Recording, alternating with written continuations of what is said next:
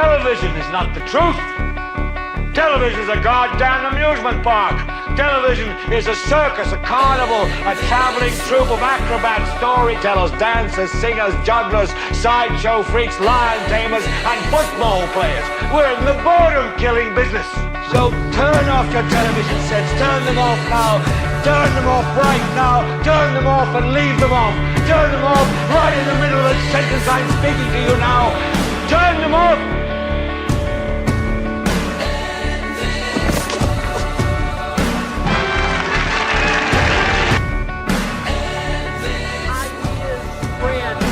Stop them. An idea whose time has come cannot be stopped by any army.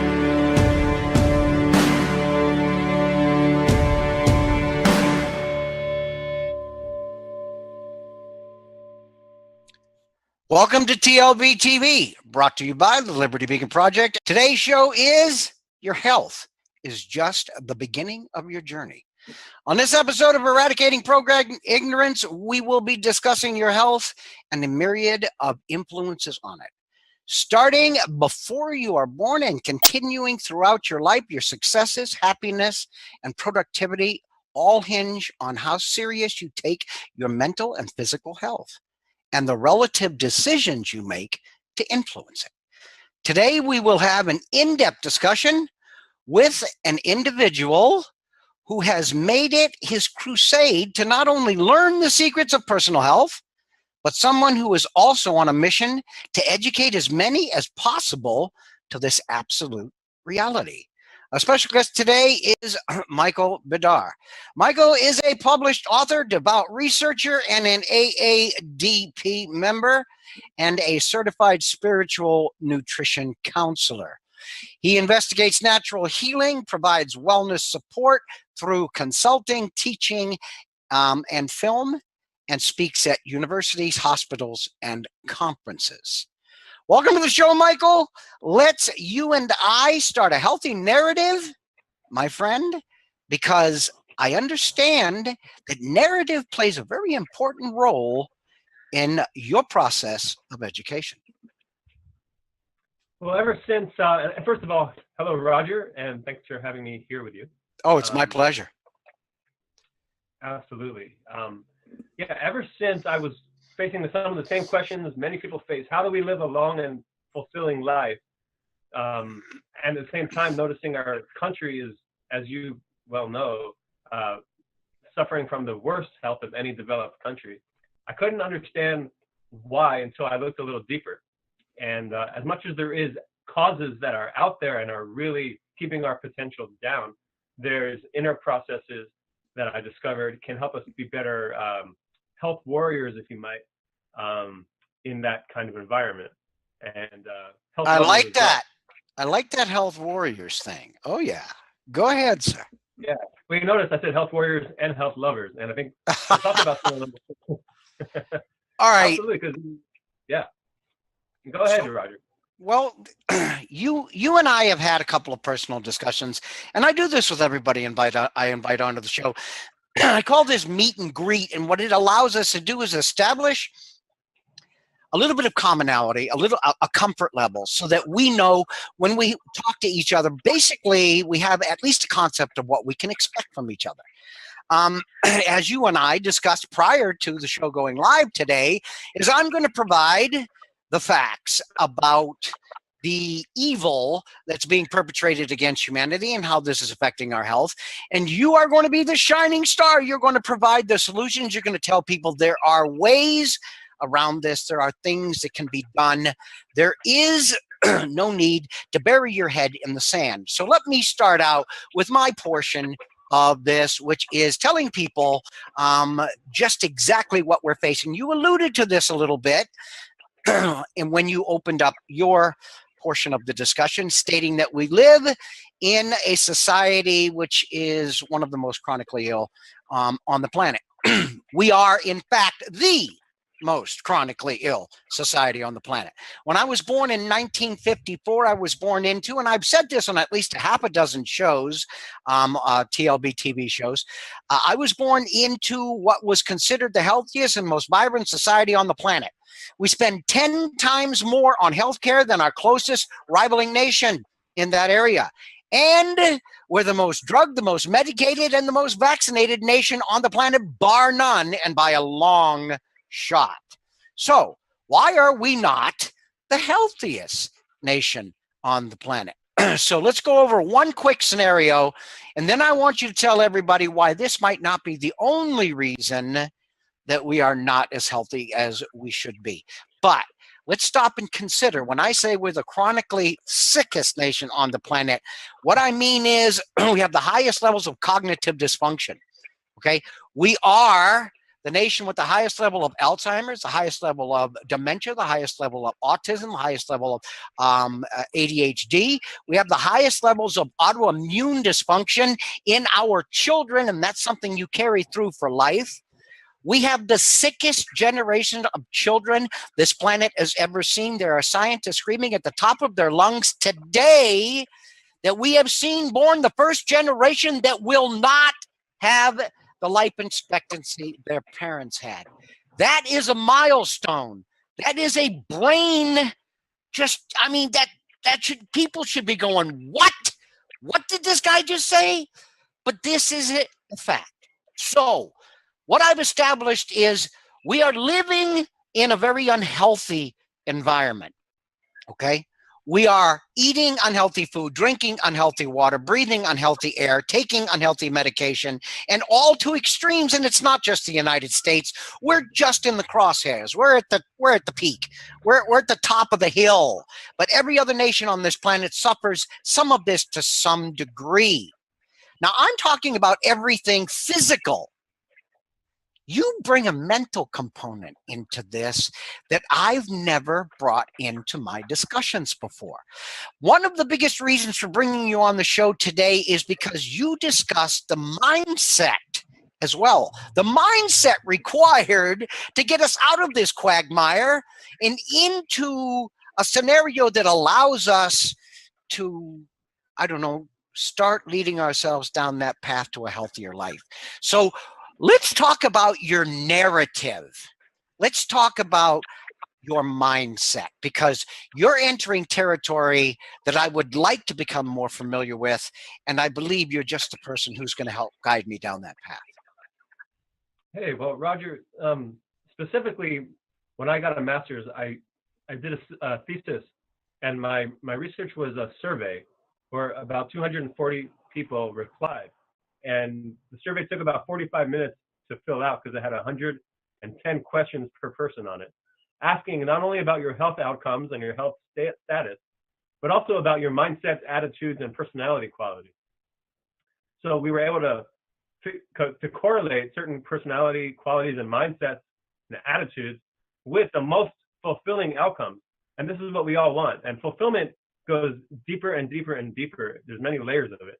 So I asked about what kind of depth of fulfillment do you have, things that can be measured in terms of physical health, but also things that go into this realm of the true priorities in our lives that usually get put in words like family, children, loyalty to your country, and God, and things that really matter to people. And some of spiritual nutrition is about bringing into those areas the connection to your health, because they're very interconnected at every stage of life, before, during, and after your life, because you do leave a legacy, and you are the effect of the peoples before you's legacy. So when we expand out fulfillment, we get a more profound level of what health can really mean.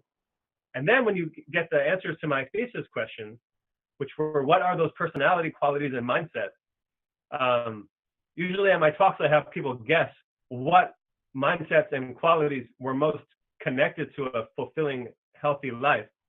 But maybe I'll just share them. That the top three, the drum roll please, the top three qualities that correlated, there you go, with this type of health fulfillment was, one was agency, the personal agency to have experienced and know that you make a difference and impact on those around you, whether that's that you impact those at work, you impact those in your neighborhood, if you want to meet somebody and you're no longer be single, you go out. Things, that kind of agency, and you know that you can make a difference, is one quality that was very important to the mindset of natural healing and preventive health as well. The second quality was actually something that's a little kind of tender for some people, but it's called emotional honesty. This is the ability to, if you're feeling a certain way, to know it. First, have a sense of awareness. You're applauding me. Before I continue with the monologue, I saw you applaud, so I want to give a chance for you to. Well, the thing of it is, I am fully aware, okay, that being honest about the emotions you feel and having the ability to delve into something you're feeling, to define it, okay, to its root, not just, okay, I think I'm feeling anger. Okay, what's the root of that anger? What's causing me to feel this? I believe that divining these type of issues is something that allows what you use the term agency. And I love that, okay?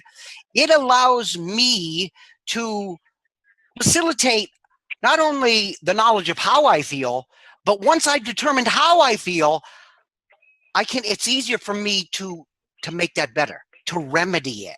Okay, because I know exactly what put me there. So by removing that stimulus, maybe I can make this situation better. So having the ability to divine exactly why I'm having the emotional feelings I'm having, to me, is paramount. It is. So that's why you saw me clapping. Please continue. Excellent, Roger. So that was what I analyzed in my thesis as well. It was that when you can feel where you're at, you can not only choose to do something about it, which is a paramount step, but also you can visualize and feel yourself being somewhere else. But you can't really feel yourself moving to somewhere else until you feel where you are, and have that mean anything, really. It's all fantasy until you feel where you are now. So that was a really important quality or mindset. And the third is open to multiple sources of information that you yourself synergize, not just one, not just this one, but that you make your own synergizing of conclusions from multiple information sources. So, yeah. Okay, you making such brilliant points, because again, I'm a firm believer that anybody who relies on one source for everything will eventually find that he has been fooled, lied to, or has misinterpreted. Okay. Anybody with any level of intellect has to realize that multiple sources are required to, and basically weighing the information from each are required in order to come up with what we call the truth. Because the truth to you might not be the same thing as what I call the truth. Okay, it's based on experience. What have I experienced? To me, this is the truth. What have you experienced? To you, this is the truth. But if I analyze what you consider to be the truth on the facts that you base it on, and what I consider to be the truth on the facts I base it on, what I come up with, and I've used that word twice already, are the facts. And the facts can't be disputed. A fact is a fact is a fact. A truth can be relative to your experiences. And anybody who thinks that the truth is absolute, I can prove that wrong very easily. Okay, so here we go. We're talking about facts. So yes, I believe multiple sources are germane, are highly important to a healthy solution. And we've lost your for anybody who didn't realize, and that's only if you were asleep during the last 5 minutes, we totally lost connection with our guest, Michael Bedar, and my God, even our producer, Biggie, was saying that this was a show that he really, really wanted to hear, and so did I. And just real quick to segue back into you, Michael, I talk constantly, and I've written well over 100 articles, health-related articles, whether it's vaccines, GMOs, drugs, fluoride, whatever it is.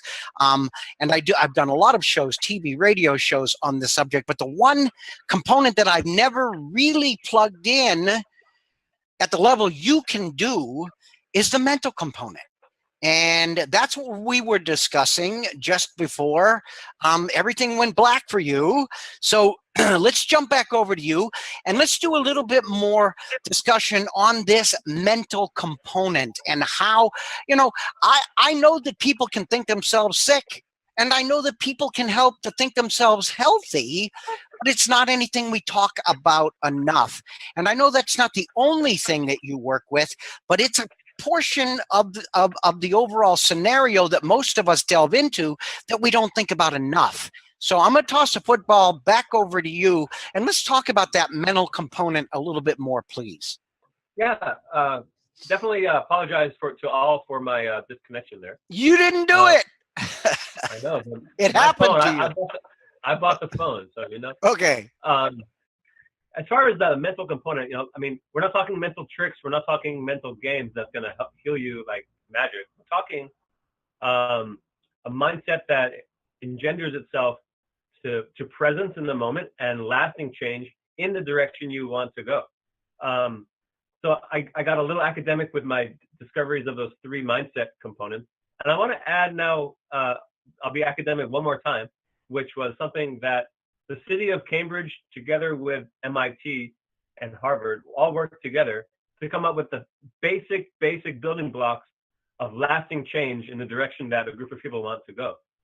And they're so simple, but actually they make a difference.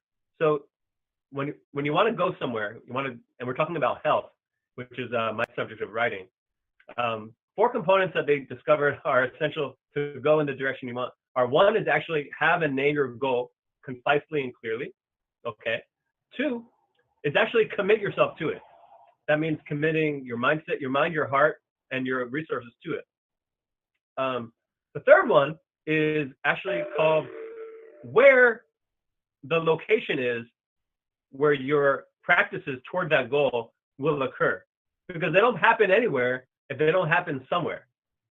So in the case of health, that's having identified the physical places, be it your exercise area, your kitchen, your farmer's market, the grocery store, and the refrigerator, where those changes are going to happen and what's going to happen there.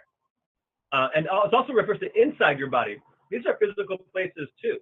If there's inflammation you want to reduce, if there's nutrient deficiency you want to re-nourish, if there's function in your body that you want to change, they actually happen somewhere. So that's having the mindset that's aware of where in your body you are basically targeting your dietary and lifestyle changes to occur. For a lot of people, that's the digestive system, the liver, the pancreas, the heart, and the bloodstream. So actually having the outer and inner places is an important component to the mindset of change, lasting change. And finally, the fourth is arranging life's circumstances in support of the healthy changes that you want, that you named as your goal. So in support usually means people around you, time, and money. That you have the people around you as a circumstance that you have some control over. That means they support you. They are going in the same direction as you. They are not working against you, either in mocking you, minimizing you. Rather, they are supporting and encouraging you. In terms of time, the practices that you want to devote to your goal only happen if they happen in a time. They're going to happen at a time. So you have to plan in your time when that's going to happen. And thirdly is money, and that's different for everybody, but it's arranging your budget where you can actually achieve what you've set out to do. So those are 4 steps. Yeah. If I wanted to quit smoking, okay, which is something I'm actually going through right now. You and I have already discussed this, okay? And it's not the first time that I've quit smoking, but hopefully this is going to be the last time I quit smoking. So I need to focus on where this is going to take place, okay? Where it's not going to take place is I'm not going to walk into a store and I'm not going to buy a pack of cigarettes. So there's the money, there's the place. Where's it going to take place internally? It's going to take place in my lungs, okay? I'm going to be able to, excuse me, after I get rid of all of this crap in my lungs, which the lungs do for a couple months after you quit smoking, then I'm going to be able to breathe easier. I'm going to live a healthier life. I'm not going to have as many toxins in my blood. So the internal places in my lungs. The money situation is going to be, I'm going to have more money to dedicate to other things because smoking is a very expensive habit nowadays, especially if you smoke a name brand, which is like $8 or $9 a pack of cigarettes. And if you're smoking a pack a day, well, people, do the math. Okay, some people are paying more for cigarettes each month than they are in their car payment.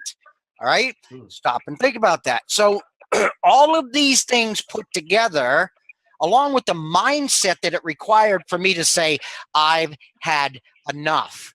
I don't want to feel like this. I don't want to die early. I don't want to leave my grandchildren without a grandfather, so on and so forth. So all of these things you're telling me work together in conjunction in that scenario that allows me to set up the narrative for my path towards a healthier life. Now, I see you shaking your head, so pretty much I've hit that on target. What I'd like you to do for at least the next couple of minutes is let's talk about your book. I was so fascinated by the artist who made the painting that you used for your book that I had to cut your book in half, the front and the back, and put them right into the article that's both on Conscious Consumer Network and the Liberty Beacon promoting this show. And we'll go up again once the show is archived. We'll put that article out again with the actual YouTube video inserted into it. So let's talk about your book, starting with the name of the book. But this is a question everybody always has to answer when you're an author. Why? Michael, why? Why did you sit down to write a book? You're already doing the research. You're already doing the consultation. You're already doing, there had to be a reason. There had to be a motivation for you to sit down and write a book. Let's go through, what's the title? Why did you pick it? Why was that picture so germane, that painting, to your book?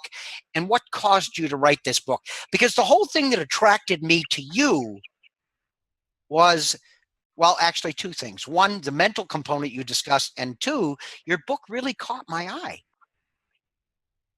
Well, I'm glad. Oh, and tell them where they can get it too. Okay. Thank you. Gladly. I wanted to give people the power to see their own narrative in a more productive way when it comes to their health. And I know that our brains work.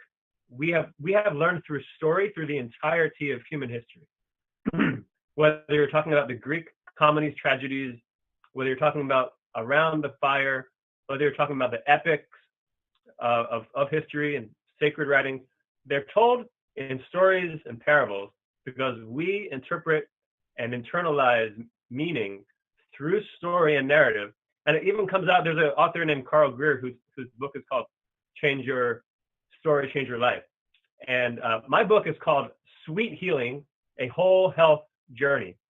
And I named it Sweet Healing because, you know, we have the double meaning of sweet is kind of the downfall of us in a way, because we're replacing the sweetness of the things that really, really we want, the desires for intact families and a functioning country and the true feeling at home and safe, and that's all sweet, but we're replacing that with junk food because it gives us a momentary sweet high. But the real sweetness is in being aligned with nature the way we were meant to eat and live, so that sweetness returns through a lifestyle, better living through better living, as Dr. Cousins says. You talk about fructose, you talk about glucose, you talk about the fact that sugar is in fact a poison, okay, and looked on many people as a poison. But we have gone one step further than that, okay? We've replaced sugar with things like saccharin, with things like aspartame, which we know are carcinogenic, which we know are doing severe harm to our body. So is that the other side of this sweet? Is that the dangerous side of this sweet?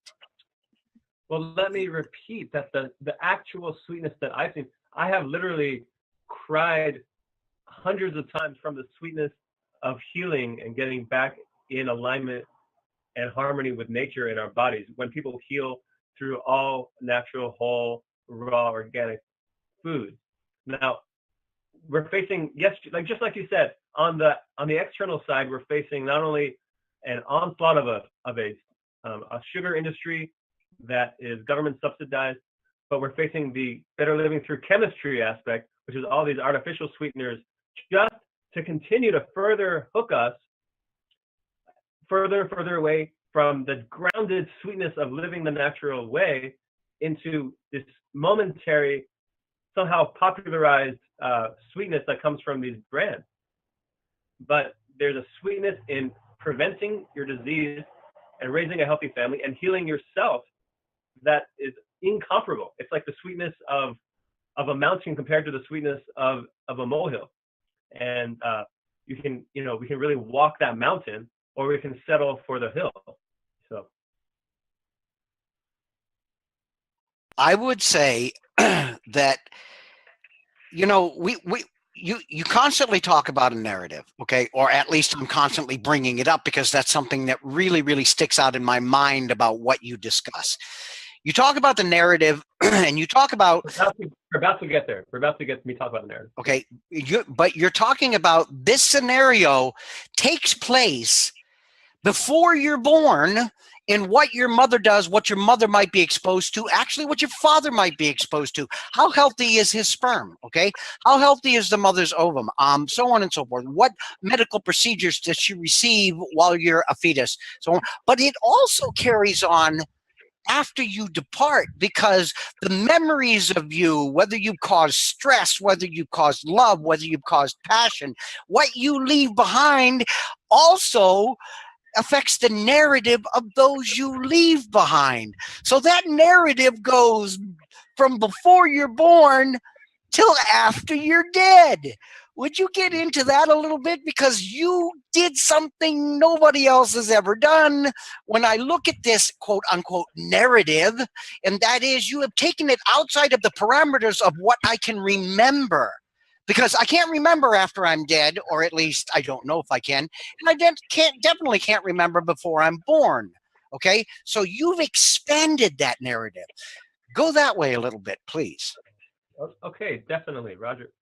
And what you said are facts. Before you're born, your mother's and father's genitalia and their health and those cells will impact your health. And after you die, of course, we leave a legacy. But this life is a gift. This lifetime is a chance to live your narrative to the most full, you might say heroic, but at least responsible way that you can, knowing that your narrative impacts the rest of humanity, particularly in the people you care about the most. So whether you come from an absolutely tragic narrative, which many people do, for which we should all have no judgment, but actually respect that every step you go from the most dark narratives you can imagine to being alive today, you're alive today. And today is the chance to have a narrative that empowers you. And just by empowering you, you can empower others. So lots of respect for no matter what narrative you come from. And if you come from like some sort of narrative we all look up to, that's great and be happy about that. But you also have a responsibility with the rest of your days to help share that, teach that, and continue to be responsible with that. So scientifically, the car just went by, excuse me. Well, that's all right. We absolutely begin in a womb that is already impacted by her life, by your mother's lifestyle and her diet. And the fact is, I know a OBGYN who says they can tell the nutritional level of the mother by the fragility or solidity of the fetus, and not the fetus, excuse me, the placenta. When that placenta and all of that environment that the baby's growing in, when it's strong and it's carrying things well, that mother, time and time again, was a healthy mother. But when it's kind of breaking apart as the baby's born, that mother was not taking care of herself. So these are things you can actually see. Well, another thing that most people don't seem to understand, and please let me butt in here, and I apologize, my friend, but what most people don't understand, but is a scientifically proven fact, is that That placenta is the best way of detoxing a woman's body there is. If the mother's body is full of things like glyphosate and lead and mercury and aluminum, getting pregnant is the best way for that woman to collate all of these poisons from her body. And that's exactly what that placenta does. So if the mother is extremely toxic, all of these toxins will be drawn from her body into the placenta, and these will be exposing that fetus to these combined toxins. So how your mother has lived will definitely affect how you will be born. Will you be born a sickly child? Will you have some autoimmune deficiencies or dysfunctions, so on and so forth? Because what you have done through the process of being a fetus in your mother's body is chelate those toxins from her body. So what you said is so apropos, and it is a scientifically proven fact. Yes. Now, in Sweet Healing, my book, my narrative story that people can read, I named the two of the main characters Jean and Hope. And if you listen to those names, and once you hear the last name, it's even cooler. But Jean and Hope represent that when there's toxins and there's nutritional deficiency and there's a high level of stress that never gets awakened and processed, those three things, deficiency, toxicity, and stress, will switch off essential genes. These are genes that make proteins, genes that make enzymes, genes that make antioxidants, genes that make neurotransmitters, anti-cancer genes, anti-aging genes. They can get, unfortunately, they can get switched off, and they need to get switched back on to, we all have a wonderful gift of genomes in our life. Like we're all alive because of our genome. But sometimes you call them like a curse. Oh, you're stuck with your genome too. You are pretty much stuck with your genome, but you can turn a lot of things that are switched off on about your own genome. It's very interesting. It's called epigenetics, and it has a big part of living to our full potential, down to the very, scientists. I went to a university where actually Francis Crick was still doing research, the guy who discovered DNA, along with James Watson. They don't exactly know what a gene is to this day. They know very approximately where a gene ends and all the RNA and replicating factors begin, but they don't know exactly where it ends. What a gene is a soup of factors in the cell affected by those three things: nutrition, toxicity, and stress. And how those genes express into creating a phenotype is really part of your narrative. When you're feeling on top of the world, probably your genes are really loving that and expressing more and more positive expression. Excuse me for some water. That's okay. Not only do I understand that, but I do also understand that and this was, I believe, and I cannot remember the name of the study, but there was a study done between two groups of people. One group of individuals who had very little stress, okay, and lived in not only a stress-free environment, but an environment that was very nurturing to them, as compared to another group of individuals who lived in a very stressful environment where they had money problems, they had physical problems, and they had constant stress. And the difference between them, not only mentally, but physically as well, was absolutely amazing. So stress does play a huge part in the health of our bodies. And yes, I do believe that, if I go a whole week where nothing is going wrong and I've been happy and, I just get up every morning and I go, woohoo, isn't life great? That my body is feeling that and reacting to that. Is this what you're saying? Am I getting this right, Michael? Yes, you are. And just absolutely. And to add to that, the people we're with can feel it, and you can feel other people.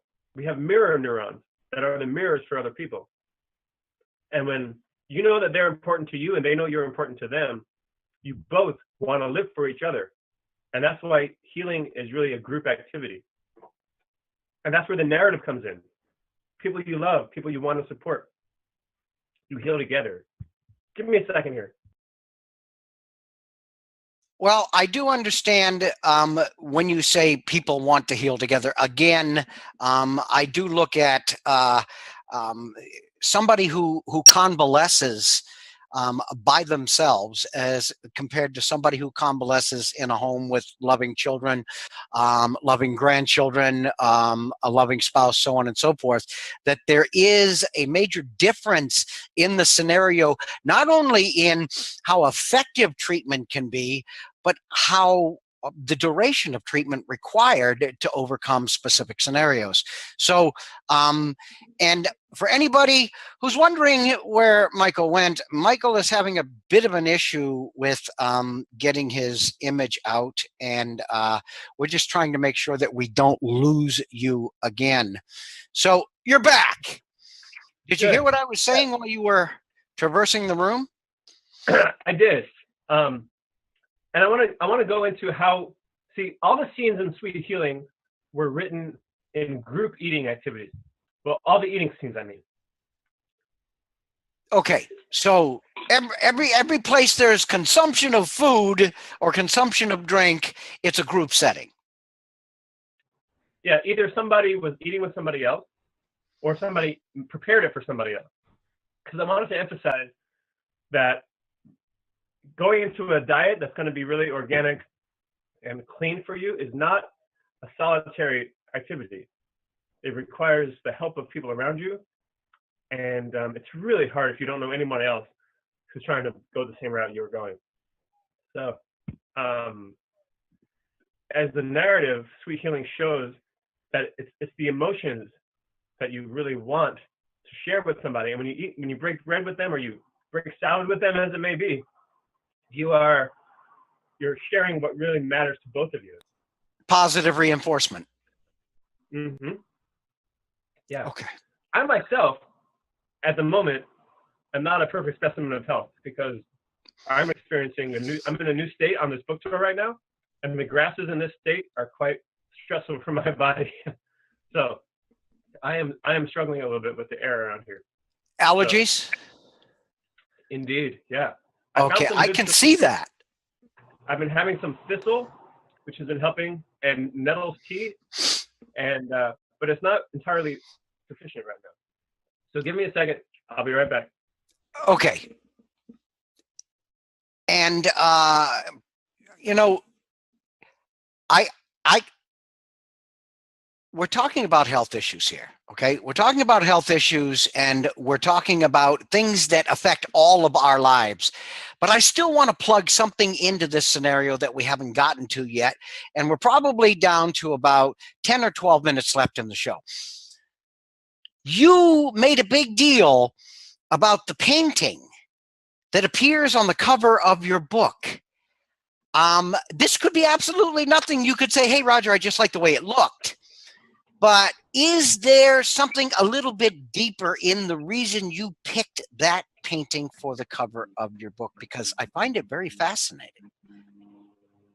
Well, the painter Leonid Afremov, I just found his work online, and I fell in love with it. I just thought the way he connected place and color and people all in his paintings was extraordinary. And I wanted my book to speak of all three of those things: nature, place, and people.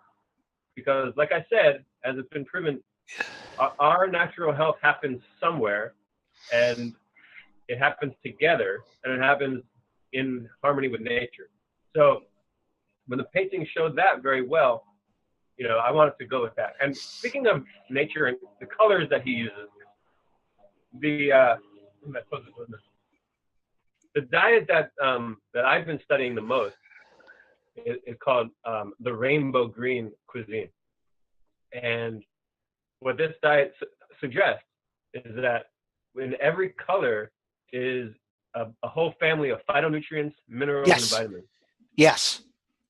Agreed. So if you're only eating gray, brown, white, and even just green, you're not getting the full spectrum of minerals and vitamins and phytonutrients. So the painting being so vibrant in all the colors just happened to extra vividly convey subtly the diet that people maybe I call myself the health whisperer a little bit because I don't think people understand. I like that. Well, nobody picks a painting or a particular picture for a book that represents so much of what they believe or so much of what they've invested a big chunk of their life in, unless it has a special meaning.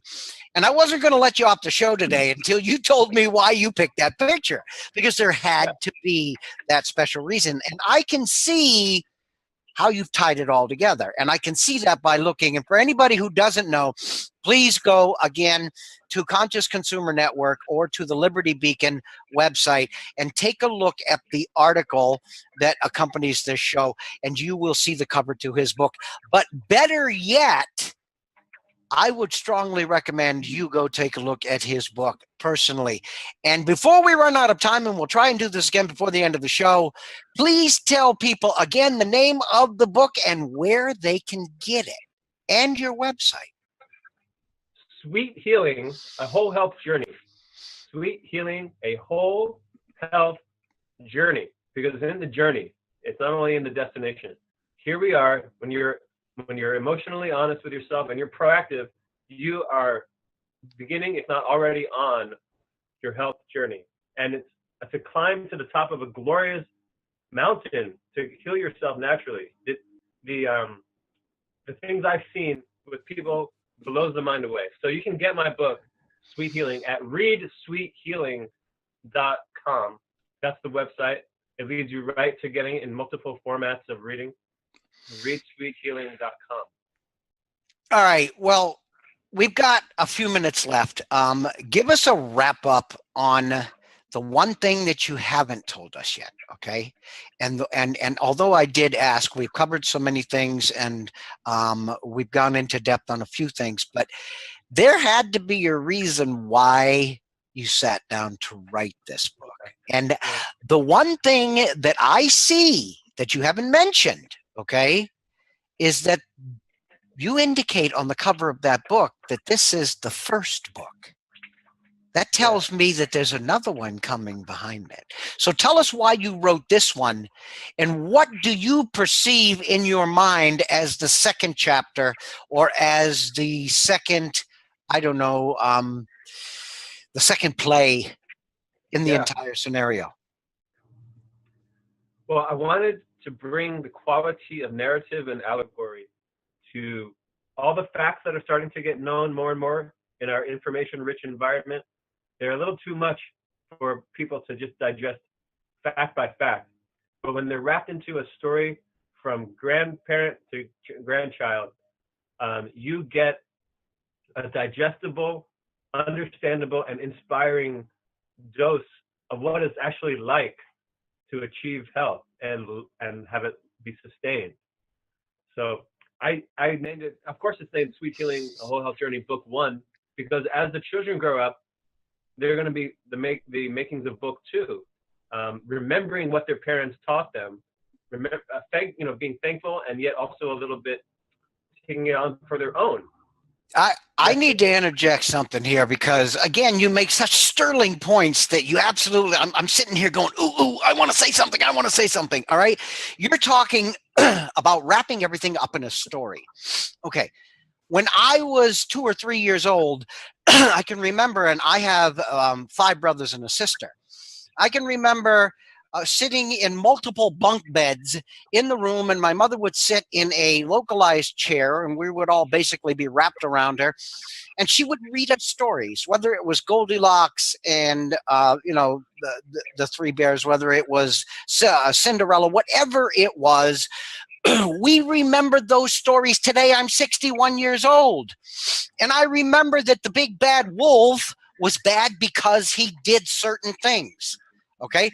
And I remember that Little Red Riding Hood was scared because she had done certain things. So I learned life's lessons in the scenario of a story that I heard 59 years ago. And that's just as vivid. And the lessons are just as vivid to me today as they were then. So by wrapping your information in a story, okay, that people can read and be entertained by, are you feeling that you're leaving a much stronger imprint of knowledge that will last longer and will impress them more than basically giving them a couple of sheets full of facts and saying, run with it? Yes, I certainly hope so. I mean, the readers seem to say so. The facts are super paramount of importance. I'm a big fan of facts.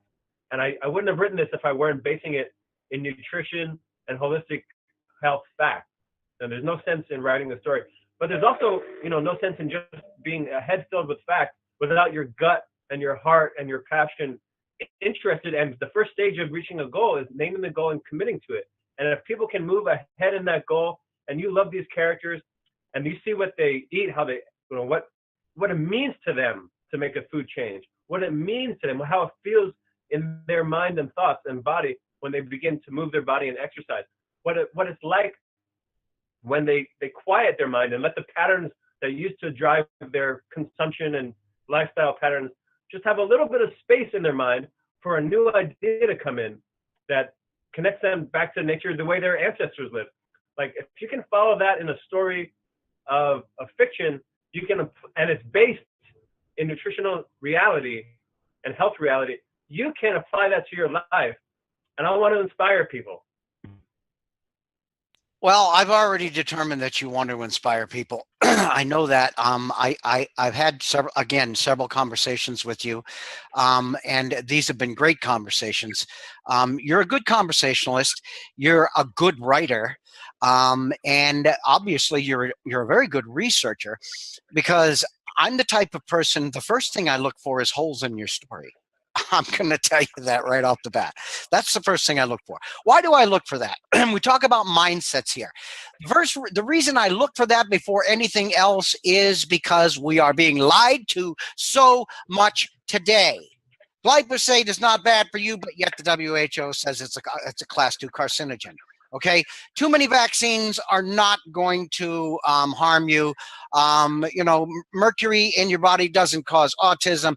We are being lied to over and over and over again. We pride ourselves on this show on having people on this show who we know have the best interest of humanity at heart.